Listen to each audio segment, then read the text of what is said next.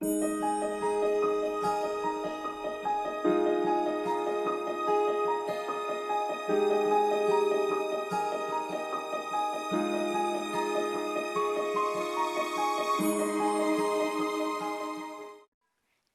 en esta mañana, una vez más, acercarnos a tu presencia, santa y bendita, para agradecerte por el privilegio que nos das de podernos reunir para edificarnos a través de tu palabra.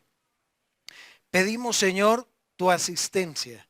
Pedimos, Señor, la guía de tu Santo Espíritu. Que en este momento podamos estar atentos a todo lo que tú nos vas a enseñar. Y también, Señor, ayúdame, por favor, a transmitir este mensaje de la manera más clara y sencilla posible, pero sobre todo de la manera más bíblica, porque, Señor, eso es lo que realmente vale la pena. Pedimos, pues, Señor, tu guía y tu dirección, y te damos gracias. Oramos en el precioso nombre de nuestro Señor y de nuestro Salvador, Jesucristo. Amén y amén. Amén. Bueno, amados hermanos, en esta mañana vamos a estudiar Nehemías capítulo 6 y lo he querido titular Vuelve y juega. Así es el tema de hoy. Vuelve y juega. ¿Por qué lo puse de esta manera?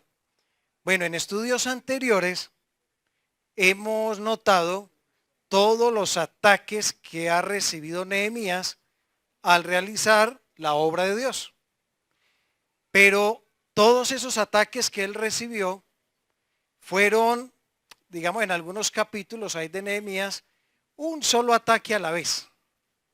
¿Cierto? Se burlaron de él, en otro capítulo lo menospreciaron, en otro capítulo fue un ataque externo y en el último estudio vimos que fue un ataque interno. Cuando usted y yo llegamos al capítulo 6 de Nehemías, nos damos cuenta que Nehemías recibe todos los ataques a la vez, externos e internos. Todos como que si se hubiesen puesto de acuerdo para atacar a Nehemías. Y quiero empezar diciendo lo siguiente, y esto que nos quede muy claro. Tal vez lo dijimos el estudio pasado, pero esto es bueno tenerlo muy presente. La obra que se realiza para el Señor tiene muchos enemigos que atacan muchas veces y de muchas maneras. Lo voy a volver a repetir porque es importante. La obra que se realiza para el Señor tiene muchos enemigos que atacan muchas veces y de muchas maneras. Y quiero decir algo aquí antes de entrar de lleno al capítulo 6, que por eso y por esa razón es muy importante que cada persona, antes de tomar una decisión por el Señor Jesucristo, calcule muy bien los gastos. Calcule muy bien lo que cuesta seguir al Señor. El Señor no se agrada de los que ponen la mano en el arado y vuelven atrás.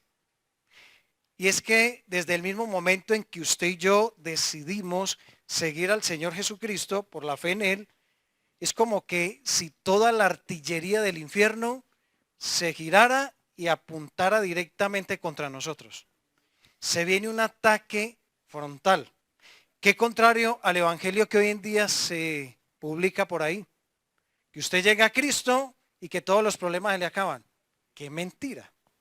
El Señor Jesucristo dijo lo contrario.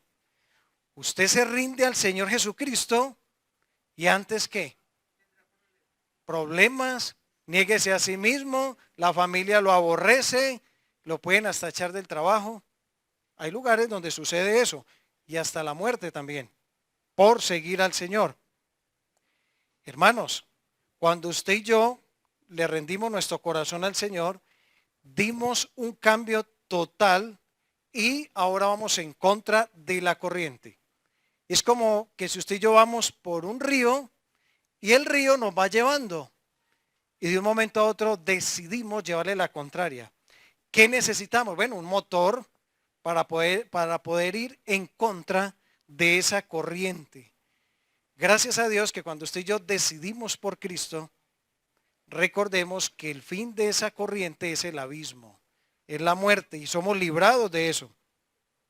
Entonces, una vez usted y yo nos arrepentimos y le rendimos nuestro corazón y voluntad al Señor, muchas cosas empiezan a atacarnos para desestabilizarnos, para derribarnos. Usted y yo estamos en una guerra, entramos en un conflicto, así como aparece en esta imagen de acá. Es que claro, usted y yo pasamos a ser del reino de la luz.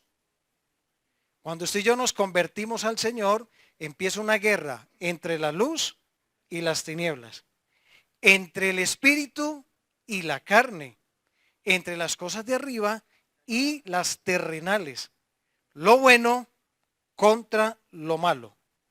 Claro, es de esperar, porque usted y yo fuimos trasladados del reino de las tinieblas y hemos sido trasladados al reino de su amado Hijo.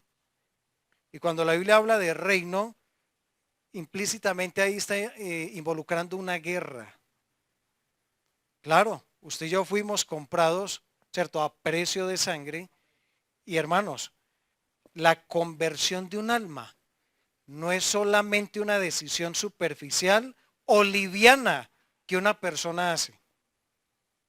Cuando una persona se convierte al Señor, ¿saben ustedes qué sucede en el aire, en la potestad del aire? Una guerra campal. Y no solamente se libra una guerra en las regiones celestes por cada alma que se convierte, sino en la mente, muy bien, y en el corazón de las personas. Cuando una persona se vuelve a Cristo, no es simplemente 2 pasitos y ya, cayó de rodillas y le entregó su vida al Señor. Hermanos, es una batalla, es una guerra. Por eso a veces es tan difícil que una persona se convierta al Señor.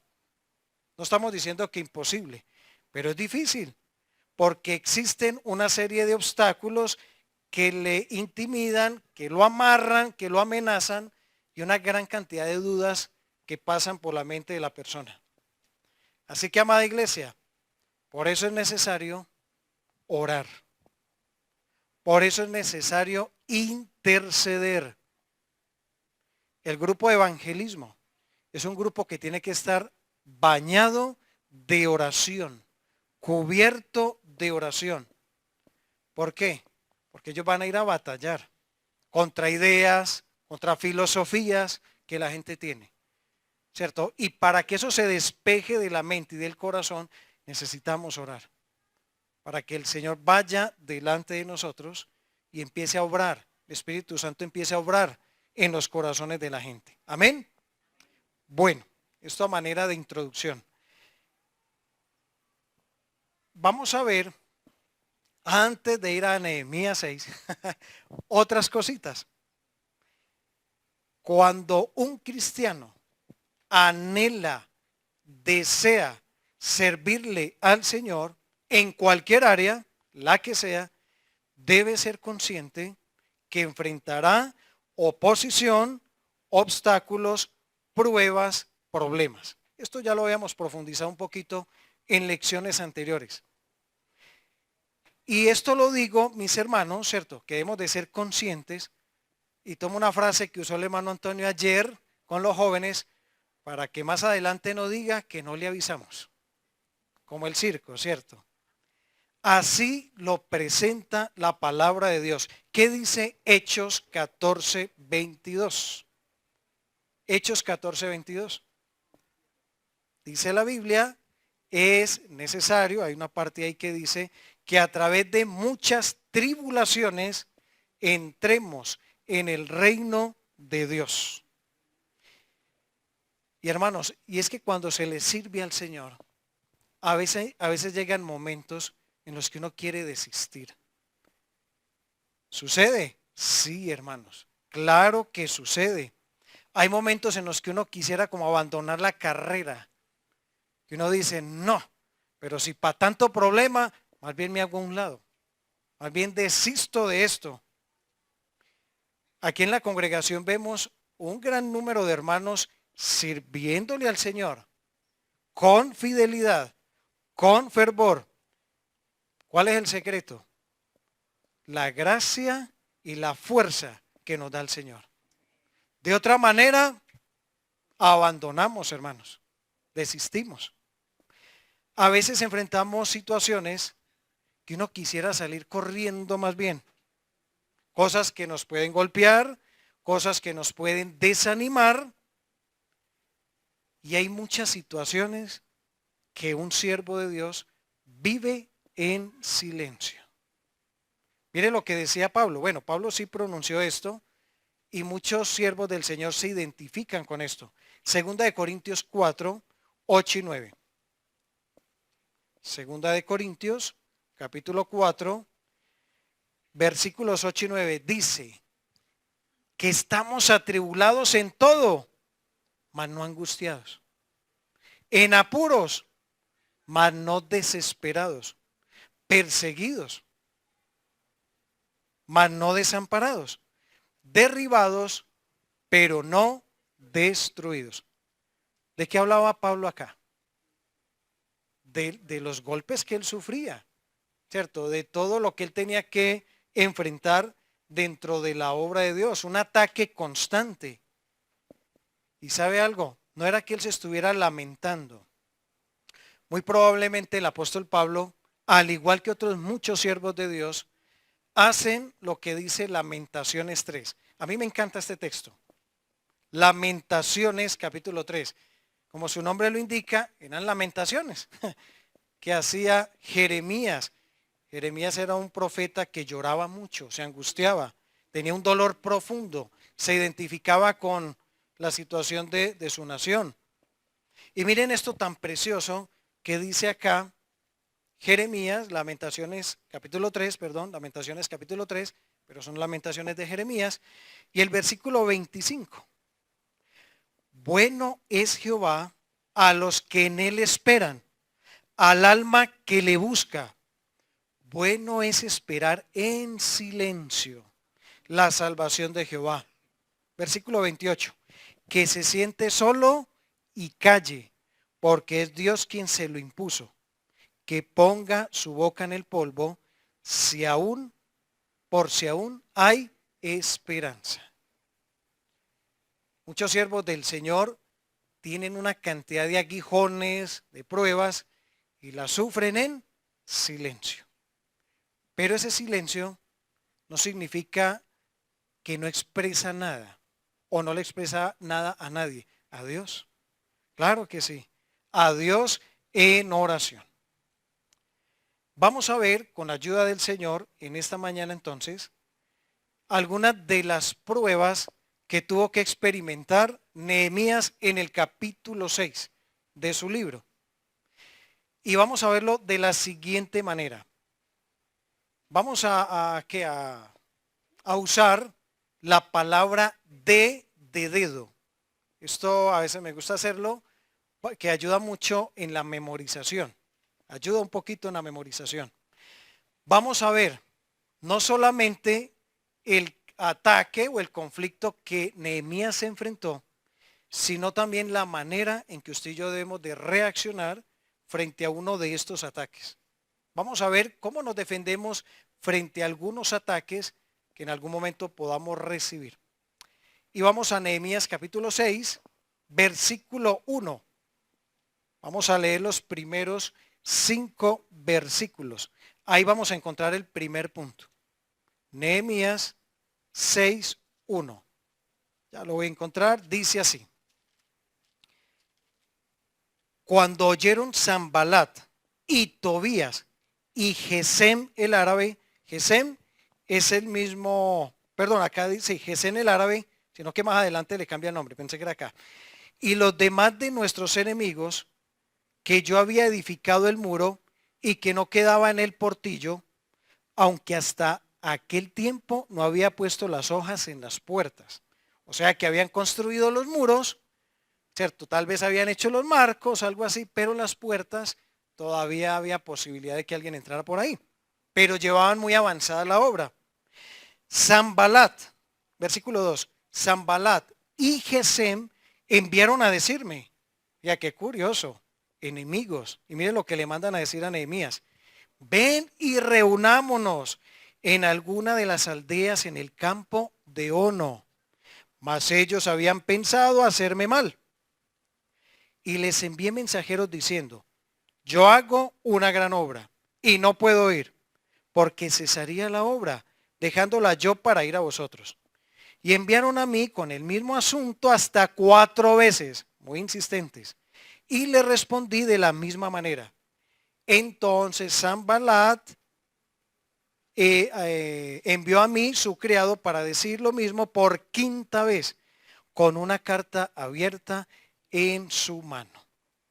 Vamos a ver en primer lugar el primer ataque y cómo lo debemos de enfrentar. El primer ataque lo he querido llamar, ahí,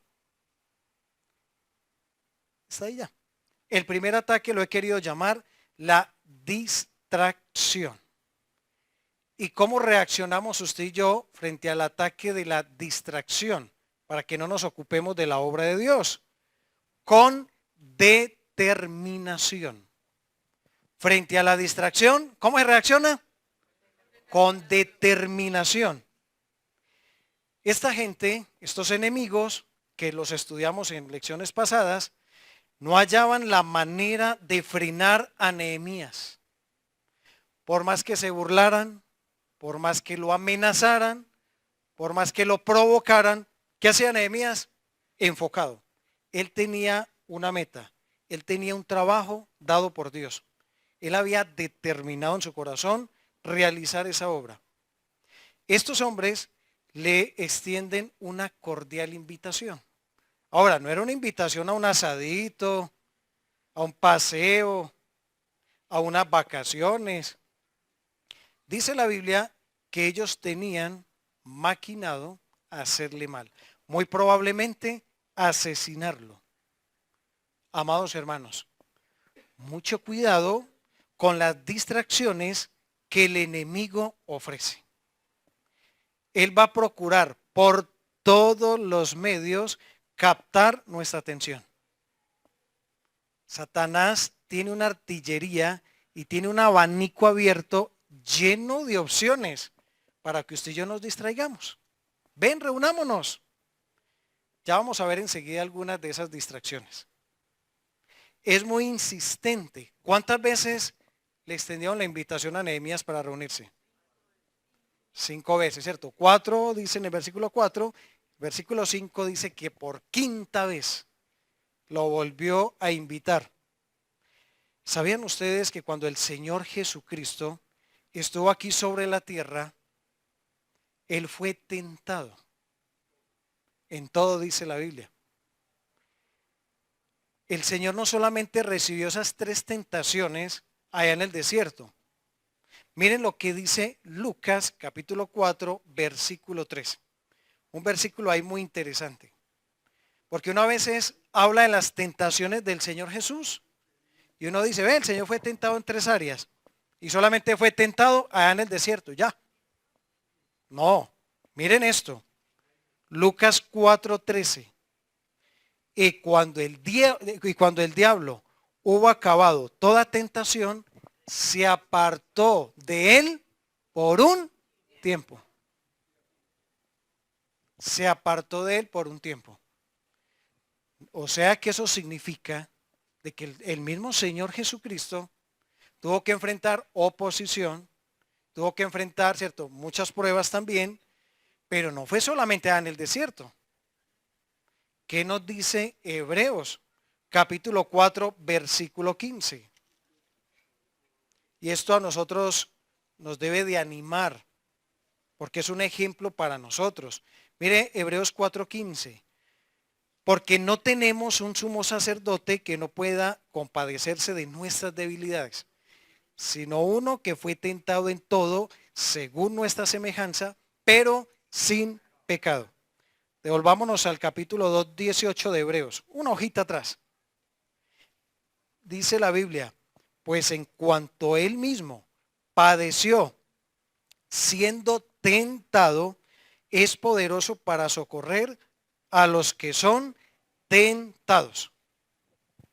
El Señor Jesucristo fue tentado en cada aspecto que un ser humano puede ser tentado. Porque ahí lo dice Hebreos, que él fue tentado en todo, absolutamente todo. Y no solamente eso, él fue tentado en todo durante todo su ministerio terrenal. Lo dejó por un tiempo. Qué hermoso ejemplo el del Señor Jesús.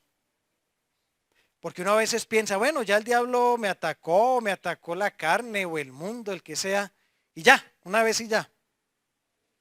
No, mis hermanos, usted y yo no podemos vivir de victorias pasadas. Si ayer usted y yo fuimos victoriosos frente al pecado, pues hoy usted y yo nos tenemos que armar hasta los dientes para seguir combatiendo contra el pecado, porque hoy van a venir nuevas luchas, nuevas pruebas. La Biblia nos dice, sé fiel hasta la muerte.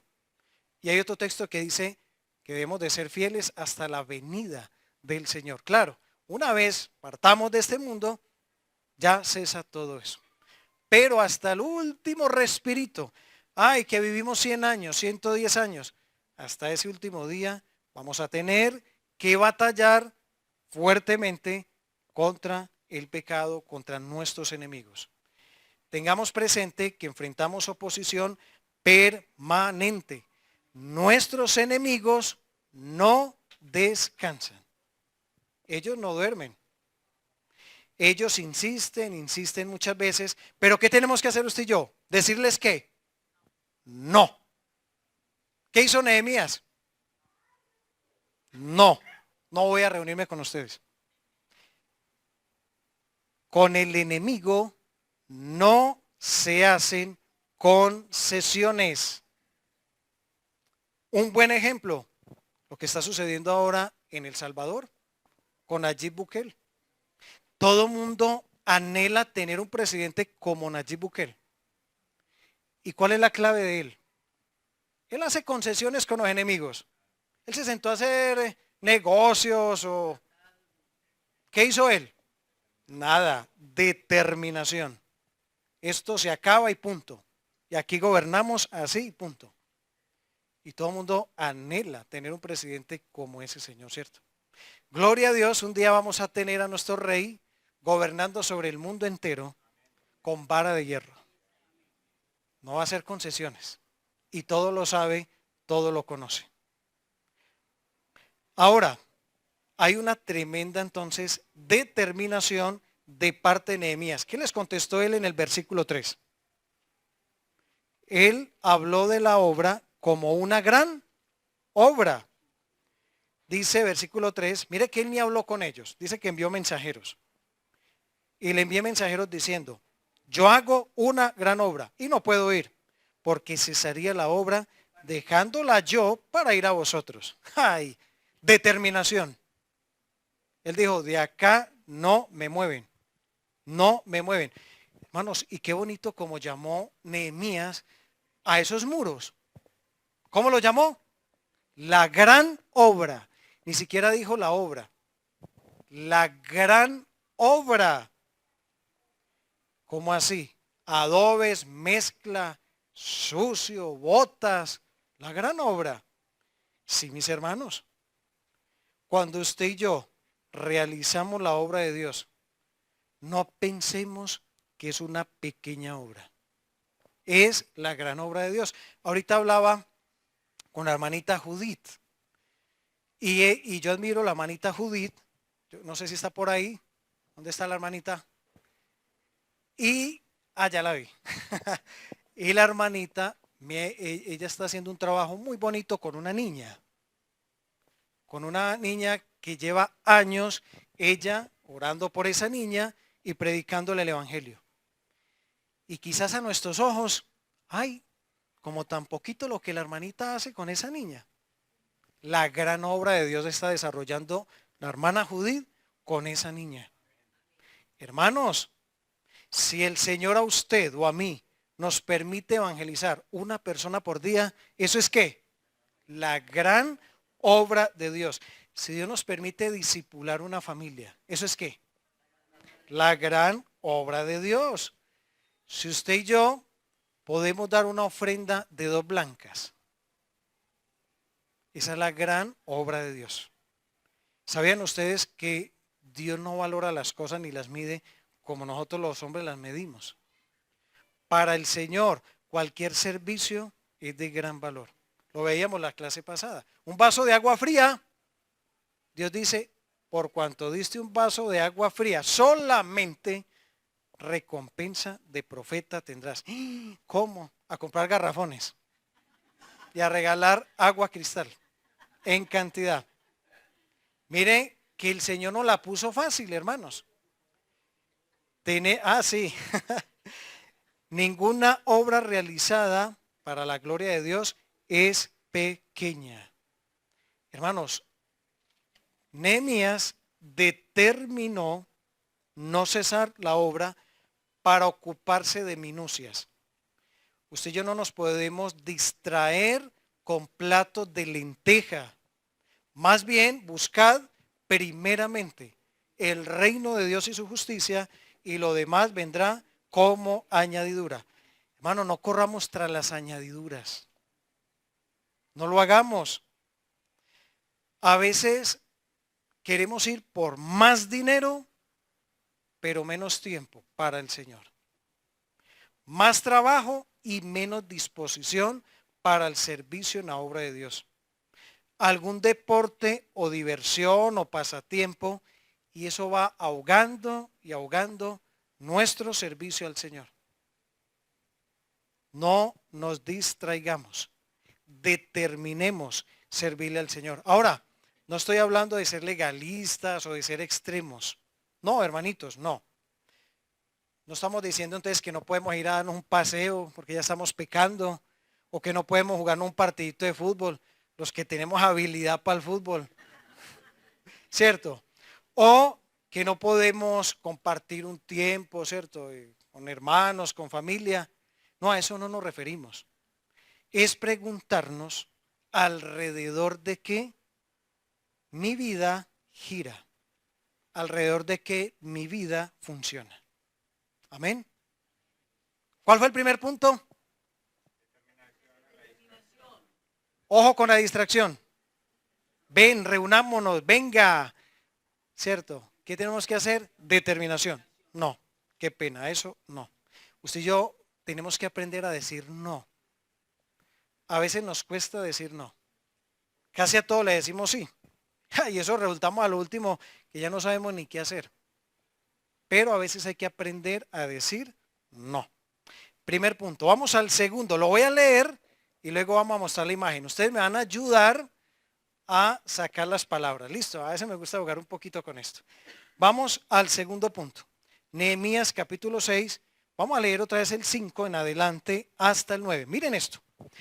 Entonces Sanballat envió a mí su criado para decir lo mismo por quinta vez, con una carta abierta en su mano, en la cual estaba escrito: se ha oído entre las naciones, oiga, se ha oído entre las naciones, y Gazmú, bueno, aquí este Gazmú es el Gesem, el árabe, y Gazmú lo dice, que tú y los judíos pensáis rebelaros, y que por eso edificáis tú el muro con la mira, según estas palabras, de ser tú el rey. Y que has puesto profetas que proclamen acerca de ti en Jerusalén, diciendo: hay rey en Judá. Y ahora serán oídas del rey las tales palabras. Y ahora serán oídas del rey las tales palabras. Ven por tanto y consultemos juntos. Entonces envié yo a decirle: no hay tal cosa como dices, sino que de tu corazón tú lo inventas. Porque todos ellos nos amedrentaban diciendo: se debilitarán las manos de ellos en la obra y no será terminada. Ahora pues, oh Dios, fortalece tú mis manos. Palabra por la D. ¿Cuál fue el ataque aquí para Nehemías con la D?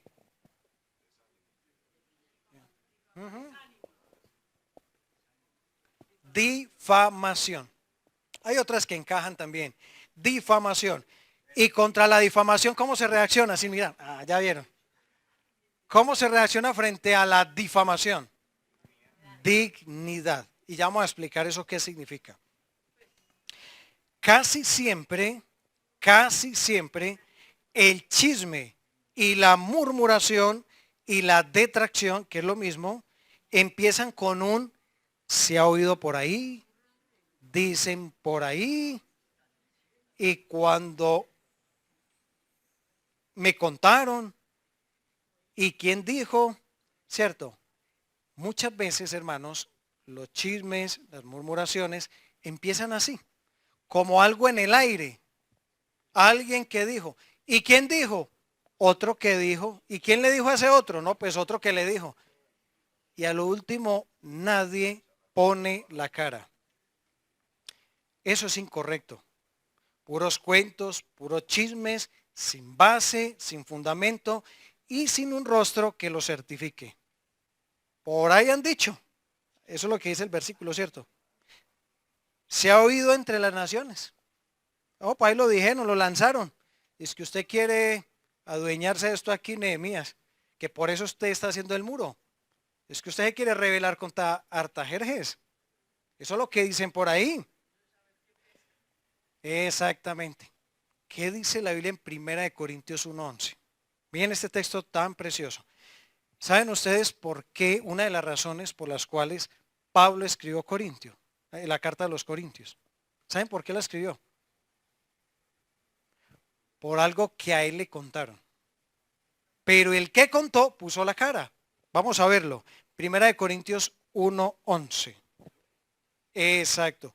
Dice, porque he sido informado acerca de vosotros, hermanos míos, por los de Cloé. Ahí no era que por ahí se ha dicho, que por ahí dijeron. Los de Cloé, que hay entre vosotros contiendas. Muy probablemente los hermanos de Cloé, con una sana preocupación, le expresaron a Pablo una cantidad de problemáticas que había en Corinto. Ellos dieron la cara. Ellos dijeron, fueron ellos los que me contaron. Hermanos, qué feo eso. Cuando una persona dice algo de otra y no tiene con qué argumentarlo. Eso es chisme, eso es murmuración, eso es difamación. Ese fue el ataque que recibió aquí Nehemías. Una vez, yo tenía, bueno, no hablo mucho con él últimamente, pero tengo un amigo del eje cafetero que quería declarársele a una chica, pero tímido. Es un muchacho miedoso para hablarle a la muchacha, muy miedoso. Bueno, yo creo que aquí a muchos de nosotros, ¿cierto? Nos dio temor al principio hablarle a la novia. Y bueno, a la futura novia, por fe uno iba. Y resulta de que este chico llega, se compró una caja de chocolatinas, se compró una tarjeta, flores, me las entrega a mí y me dice, hágame un favor, trégueselas a esa muchacha. Pero ojo, sí, no le digas que yo fui.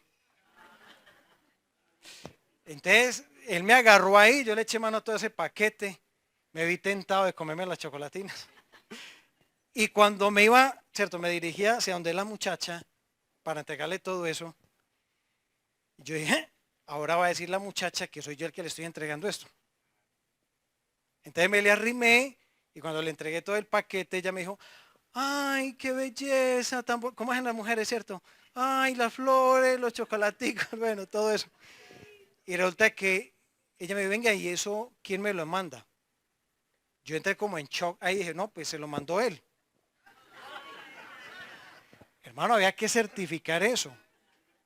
Imagínense cómo quedo yo ahí, no, un pajarito, me meto en un lío yo después, ¿cierto? Me meto en un problema yo después. Entonces, ¿qué hay que hacer? Directos. Hay que ser directos con lo que se dice también. Se inventaron la intención con la cual Nehemías construía el muro, que era supuestamente para él autoproclamarse rey sobre ellos.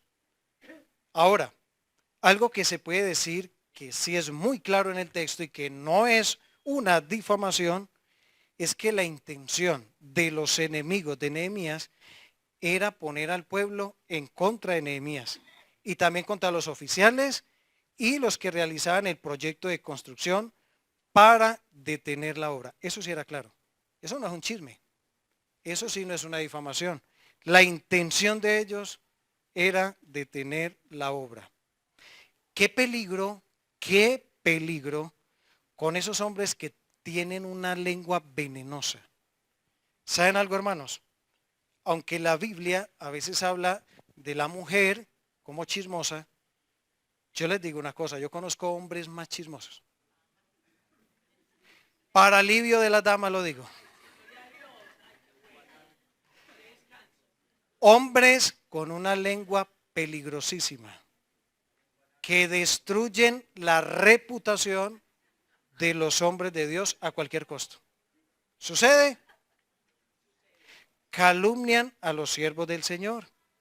Quieren hacer pensar, ¿cierto?, a las personas, en este caso a Israel, que Nehemías trabajaba para sus propios intereses. Encontré algo que me llamó mucho la atención y se los quiero leer. Este es un devocional de esos viejitos, de los buenos. Y miren esto que encontré por acá. Bueno, lo encontró mi esposa y ella me lo compartió. Miren esto. Mucho cuidado con las palabras. En las muchas palabras no falta pecado. Eso está en Proverbios 10:19. Antes de que las palabras salgan de nuestros labios, debemos medir el alcance de las mismas. Convendría que nos preguntáramos, ¿haré bien o mal al decir lo que me propongo? Si tenemos duda, lo mejor que podemos hacer es callar. No sea que después tengamos que arrepentirnos de haber dicho la palabra impropia o bien que pudiera ser mal interpretada. Con nuestras palabras podemos enfriar la fe del hermano débil, apagarle el entusiasmo a un joven principiante, dar pábulo a rumores insidiosos, promover disputas entre personas amigas, llevar al descrédito a un hombre honrado, mancillar la conducta de una buena mujer para siempre, impedir la realización de las aspiraciones de un buen muchacho, sembrar la mala semilla de la chismografía en una vecindad, ensobrecer de dudas el espíritu de un fiel creyente. Y en fin, es tanto el daño que podemos hacer con nuestras palabras. Aarón Burr había llegado ya al final de su larga y azarosa vida.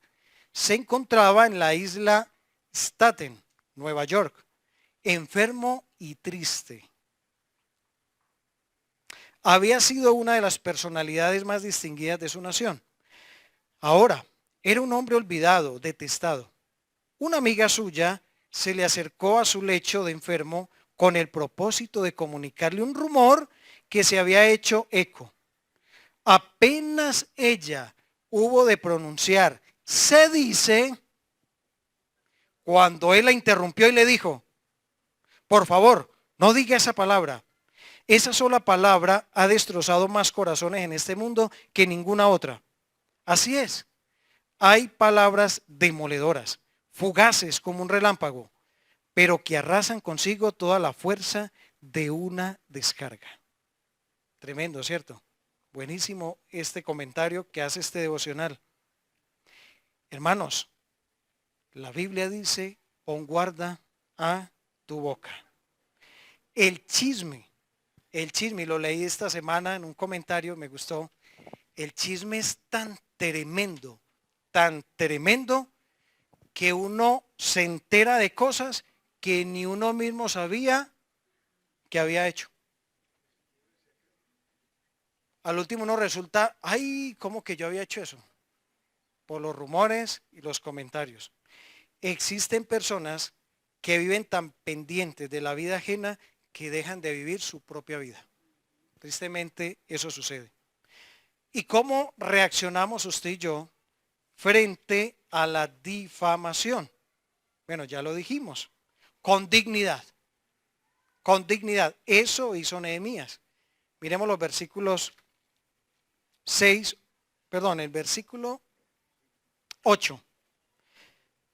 Entonces envié yo a decirle, no hay tal cosa como dices, sino que de tu corazón tú lo inventas. Cuando usted y yo nos enteramos que alguien habló mal de nosotros, y en gran parte es mentira, o tergiversaron, ¿cierto? Todo para aparentar ser ellos mejores. ¿Qué nos dice la Biblia? ¿Qué dice la Biblia? Gozaos y alegraos cuando digan toda clase de mal contra vosotros, mintiendo. Pero dice que hay un galardón allá en el cielo, también, para el que soporta ese tipo de comentarios y chismes. Pero cuando hablamos de dignidad, este es el punto al que quiero llegar. Cuando usted y yo estamos esperando el tribunal de Cristo para que el Señor revele la verdad, ¿cierto? Y bueno, muchos se van a tener que avergonzar ese día, ¿cierto? Por cosas que expresaron, por cosas que dijeron. Mientras que llega ese momento, usted y yo debemos de tener dignidad. ¿Por qué? Miremos lo que dice Romanos 9.1. Mire lo que dice la Biblia, Romanos 9.1. 9.1. Digo verdad, o bueno, dice, verdad digo en Cristo, no miento. Y mi conciencia me da testimonio en el Espíritu Santo. Que alguien habló mal, que alguien dijo una mentira, levantó una calumnia, lo difamó. Dignidad, tranquilo. Digo verdad en Cristo, no miento. Quiero decirlo de esta manera. Una conciencia limpia, el testimonio del Espíritu Santo y yo mismo no me miento. Usted y yo sabemos muy bien que si alguien expresa algo por ahí, usted y yo sabemos allá adentro si eso es verdad o si eso es mentira. Y con eso es suficiente. Tranquilo. ¿Qué hablaron? ¿Qué dijeron? ¿Qué dice la Biblia del Señor Jesucristo? Dice que hasta buscaron falsos testigos, ¿cierto? Falsos testimonios para poderlo arrestar y ni entre ellos coincidían. Sucede, claro, mis hermanitos, que sucede. ¿Qué dice primera de Juan 3:20? Que si nuestro corazón no reprende, mayor que nuestro corazón es Dios. Un testimonio de la verdad con Dios y el Espíritu Santo como testigos traen tranquilidad al corazón. Y usted y yo podemos estar tranquilos. Estar tranquilos. ¿Por qué? Hay dignidad. Eso no lo dije yo. Eso no lo hice yo. Interesante que Nehemías simplemente les dijo, no es verdad y punto. No se enredó en discusiones acaloradas, sin propósito. Solamente descansó en, ¿cierto?, en su testimonio personal. Yo lo llamo testimonio interno. Él sabía dentro de sí que no lo había dicho. Y eso es suficiente, ¿o no? ¿Para qué ponernos a enredar y pelear? ¿Para qué? No vale la pena. Frente a la difamación, la dignidad. Perfecto. Vamos al tercer punto. Antes de ponerlo, gracias los que están ahí atentos, versículos 10 al 13 de Nehemías 6. Vamos avanzando. Creo que hoy sí voy como bien con el tiempo, creo. Vamos a ver, a veces se me da la mano un poquito. Nehemías 6, dije que de los versículos, ¿qué? 10 al 13. Dice así, vine luego a la casa de Semanías, hijo de Delaía, hijo de Mehetabel, porque él estaba encerrado, el cual me dijo, reunámonos en la casa de Dios dentro del templo y cerremos las puertas del templo, porque vienen para matarte. Sí, esta noche vendrán a matarte. ¡Qué belleza! Entonces dije, un hombre como yo ha de huir. ¿Y quién que fuera como yo entraría al templo para salvarse la vida? No entraré. Y entendí que Dios no lo había enviado, sino que hablaba aquella profecía contra mí porque Tobías y Sanballat lo habían sobornado, porque fue sobornado para hacerme temer así y que pecase y le sirviera de mal nombre con que fuera yo infamado. Por la letra D, ¿cuál fue el ataque aquí de Nehemías? Pensemos, ¿cuál es la solución? La solución está más fácil. Por ahí la dijeron. Bien, pero esa ya la, ¿cierto? Distorsión. El ataque fue distorsión.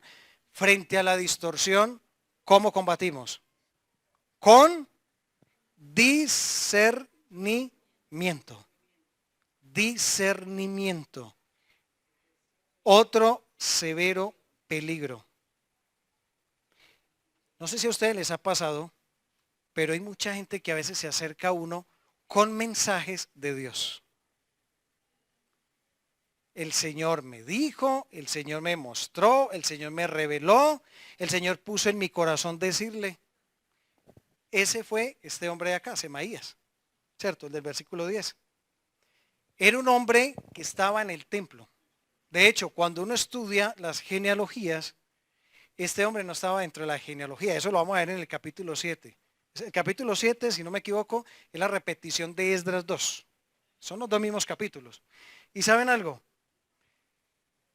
Este hombre habló en nombre de Dios. ¿Pero qué hizo?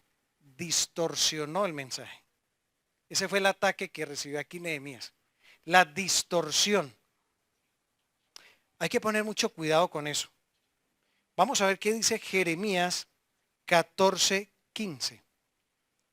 Vamos a agilizar un poquito y con los dedos. Jeremías capítulo 14, versículo 15. Primera parte.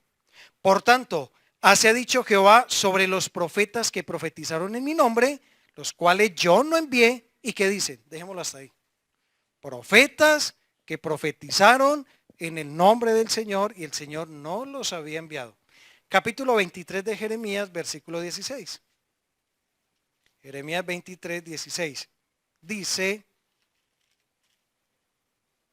así ha dicho Jehová de los ejércitos, no escuchéis las palabras de los profetas que os profetizan, os alimentan con vanas esperanzas, hablan visión de su propio corazón, no de la boca de Jehová.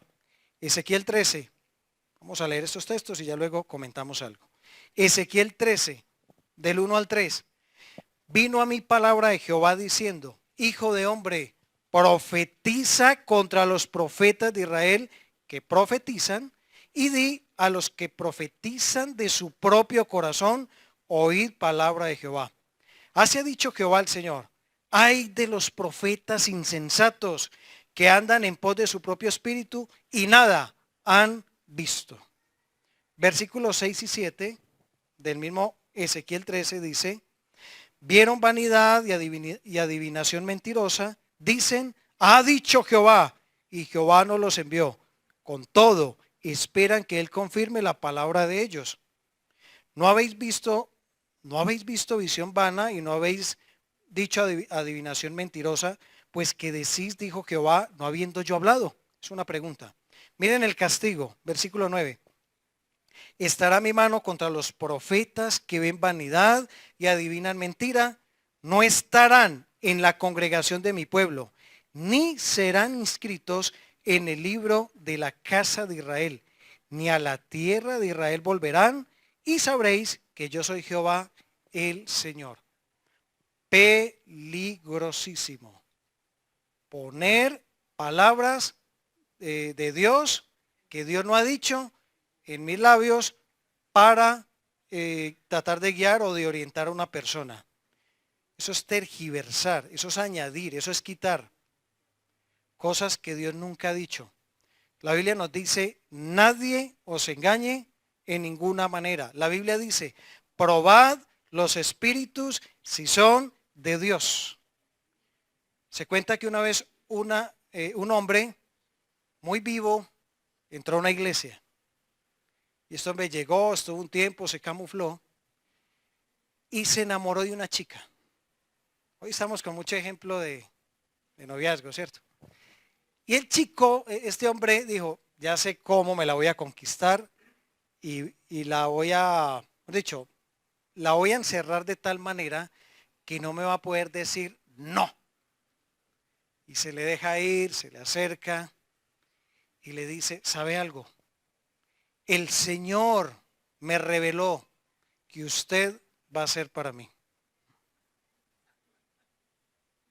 ¿Y qué dijo el hombre? No, ya me la conquisté.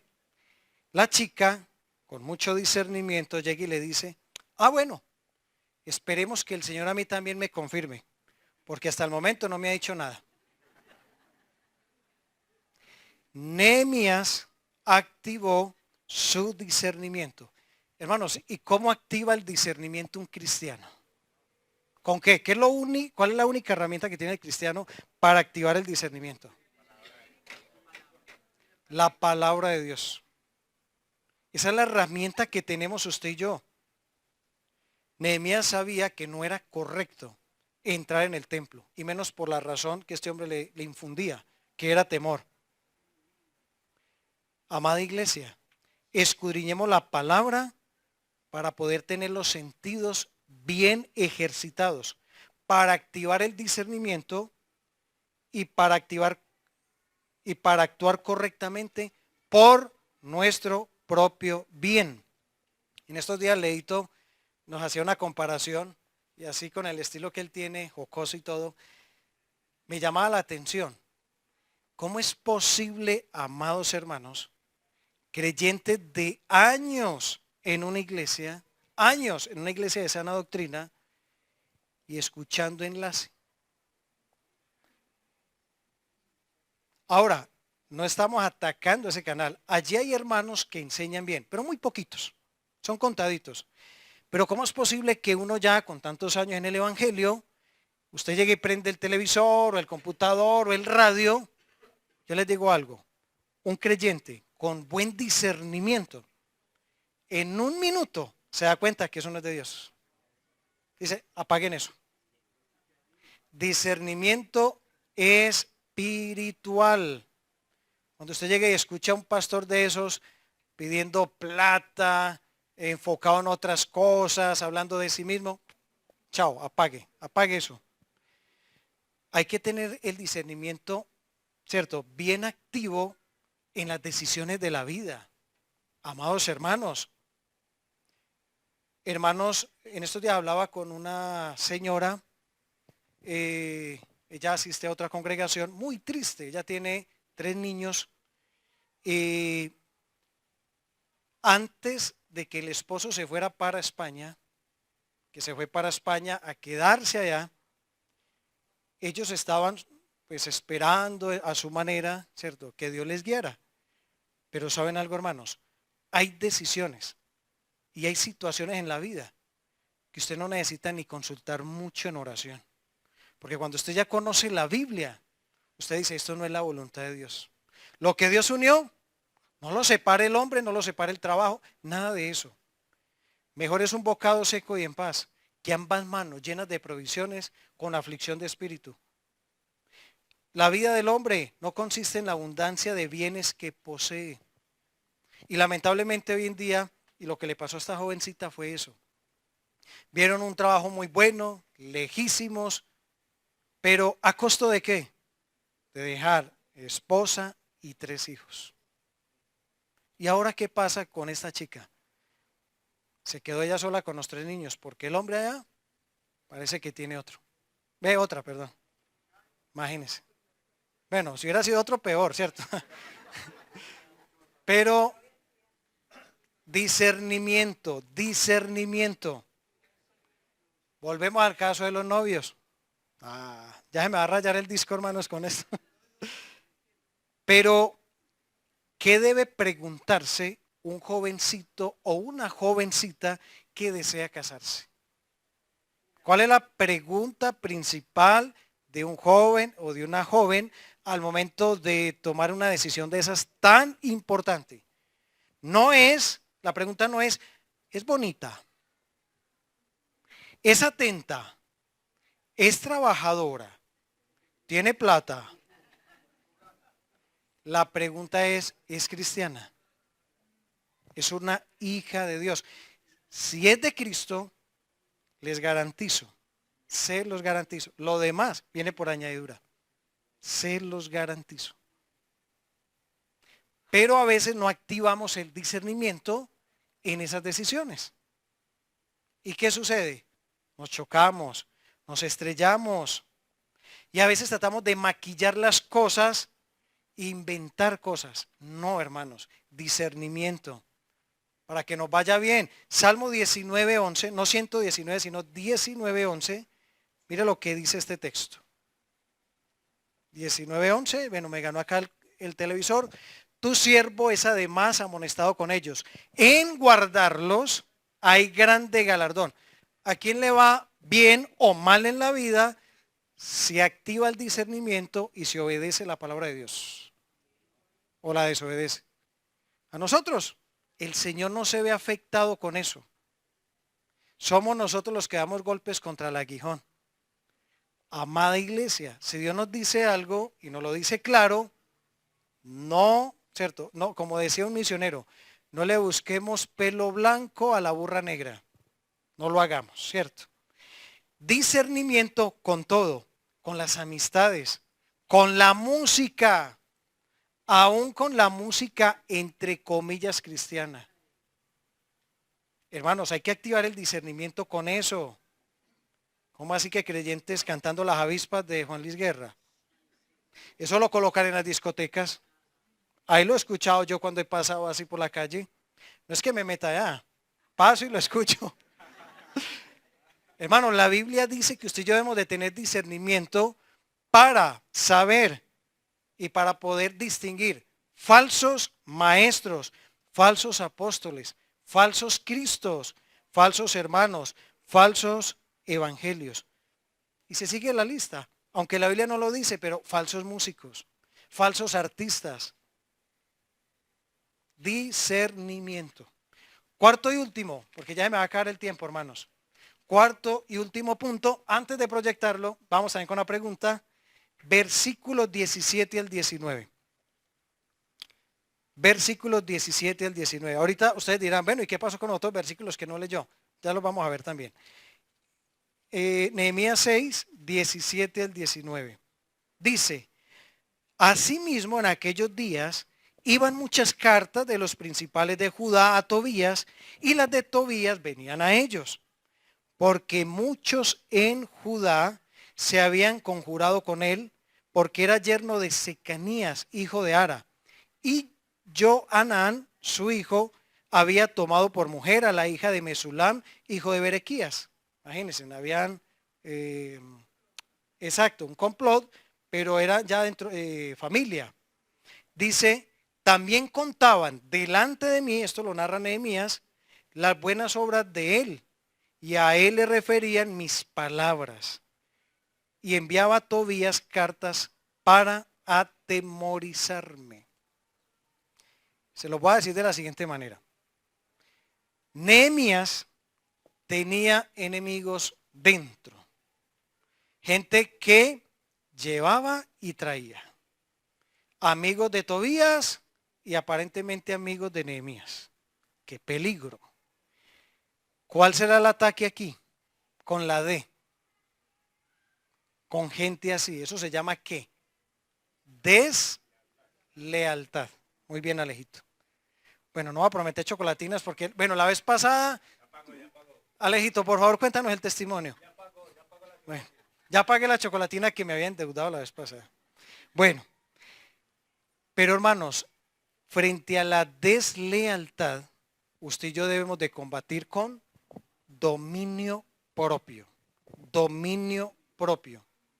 Había gente infiltrada, gente de Judá con parentesco, con los enemigos, y aparte de infiltrados, ¿cierto? Manipulados y al servicio de los enemigos. ¿Qué hacían? Provocaban a Nehemías. Estaban ahí para llevar y traer chismes, cuentos, comentarios, lleve y traiga. Qué peligro. Qué peligrosa esa gente. Proverbio 6. 24 al 26. Proverbios 6. Dice la Biblia, ¿sí es el texto? No es 6. ¿Será 16? Hermano, yo haberme equivocado es como difícil, pero bueno. Proverbios 6. Debe ser Proverbios más bien 10. A ver. Yo tengo acá un texto.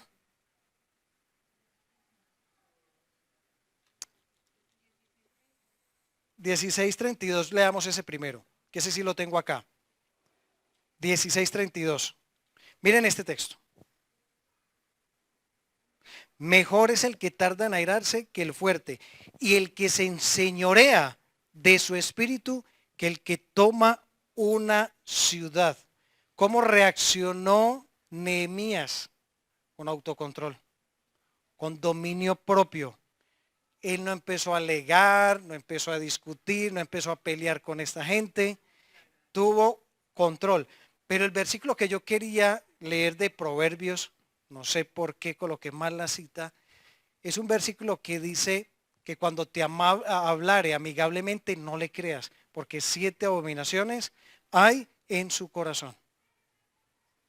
Chocolatina chiquita para el que me diga la cita, para la próxima. Vamos a ver el que lo encuentre, me dice. Puede ser. Puede ser. No, tranquilo, usted la encontró al igual. ¿Cuál? 20. Ay, mano, 26, se me olvidó el 2. Proverbios 26, ese es el texto. Sí, se la ganó. Una mini jumbo, pero no importa. 26, 25. Cuando hablare, bueno, desde el 24. El que odia disimula con sus labios, mas en su interior maquina engaño. Cuando hablare amigablemente, no le creas, porque 7 abominaciones hay en su corazón. Aunque su odio se cubra con disimulo, su maldad será descubierta en la congregación. La deslealtad, la deslealtad. Mano, no me alcanzo a imaginar la incómoda situación de Nehemías, ¿cierto? Con enemigos afuera, con enemigos adentro, pero con un autocontrol tremendo. El dominio propio que el Señor le daba. Una vez, un hermano estaba pasando por una necesidad económica en ese momento, pasando una necesidad económica. Y este hermano se acercó a un líder, esto sucedió en una congregación, a abrir su corazón para pedir una ayuda. Ustedes saben que es muy incómodo a veces pedir una ayuda. Eso es incómodo, ¿cierto? Y el hermano, aparte de que tuvo que pasar por la incomodidad de pedir la ayuda y abrir su corazón y contar el caso, pidiendo una ayuda económica, ese líder le dijo, tranquilo hermano, no se preocupe, claro hermano, vamos a ayudarle, vamos a apoyarle.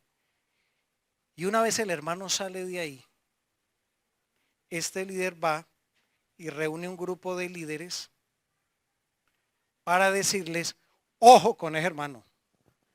Mucho cuidado que estás por plata aquí. Mucho cuidado que se viene aquí vea, a ver qué se puede llevar. Deslealtad. ¿Sucede? Hermanos, ¿saben ustedes por qué Nehemías soportó todas estas aflicciones y todas estas pruebas? ¿Y por qué, cierto? Era como que tuviera un caparazón, yo no sé si era de qué, de iguana, de tortuga o qué, pero eso aguantaba y aguantaba. Y ese dominio propio para manejar las situaciones. El secreto, también con la letra D, es porque él dependía de Dios. Dependencia de Dios. Versículos 9 y 14 de Nehemías 6. 9 y 14 de Nehemías 6. Miren esto, miren lo que él dijo al final del versículo 9. Oh Dios, fortalece tú mis manos. Usted y yo, y lo hemos dicho, podemos ver a Nehemías durante todo el libro orando. Oraciones pequeñitas, unas más extensas, pero todo el libro Nehemías está orando. Todo el tiempo, dependencia de Dios. Versículo 14 dije. Mire el 14. Acuérdate, Dios mío, de Tobías y de Sanballat, conforme a estas cosas que hicieron. También acuérdate de Noadías, profetiza, y de los otros profetas que procuraban infundirme miedo. Dependencia. Nehemías, un hombre dominado por el Señor, no se desanimó a pesar de tanta oposición.